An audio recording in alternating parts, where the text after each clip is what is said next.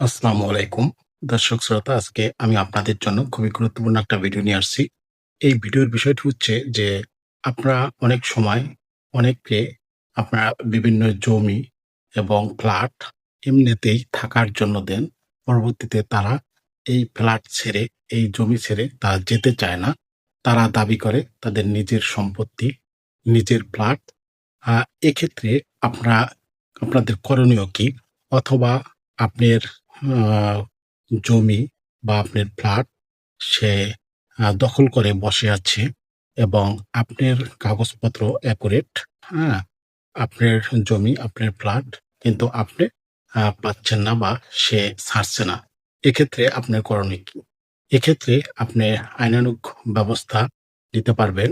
আপনার প্রত্যেকটা ওই জমি বা ওই ফ্ল্যাট আপনার যে জেলায়, সেই জেলার সংশ্লিষ্ট সে সেই সংশ্লিষ্ট জেলার আ জজ, আ সিনিয়র জজ, যুগ্ম জজ, এইসব আদালতে গিয়ে আপনি তাদের বিরুদ্ধে মামলা করতে পারবেন।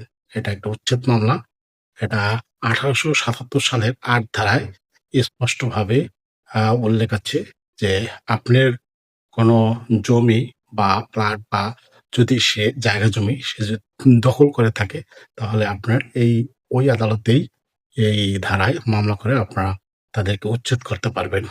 আর কত দিনের ভিতরে এই মামলাটা করবেন, কিভাবে করবেন, এই বিষয় আপনারা সেই সংশ্লিষ্ট জেলায় গিয়ে আপনার ভালো একজন আইনজীবীর সাথে আলাপ আলোচনা করে, পরামর্শ করে সবকিছু জেনে নিবেন। তো এভাবে করে আপনি মামলা করে আপনার জমি, আপনার প্লট, আপনার সম্পত্তি আপনি দখলে আনতে পারবেন। তো যে বেদখলি যে জমিগুলো, অর্থাৎ আপনার যে জমি বা সম্পদ যে অন্য অন আরেকজন যে বেআইনিভাবে দখল করা আছে, সেগুলো আপনি নিজের দখলে আনতে পারবেন। তো ভিডিওটি যদি ভালো লাগে, তো সবার মাঝে প্রচুর পরিমাণে শেয়ার করে দিবেন। শেয়ার করলে কি হবে যে, সবাই বিষয়টা জানলো এবং সবাই এই আইনানুগ সুবিধাটা পেল। এই ছিল আজকের ভিডিও। তো ভালো থাকেন। আসসালামু আলাইকুম।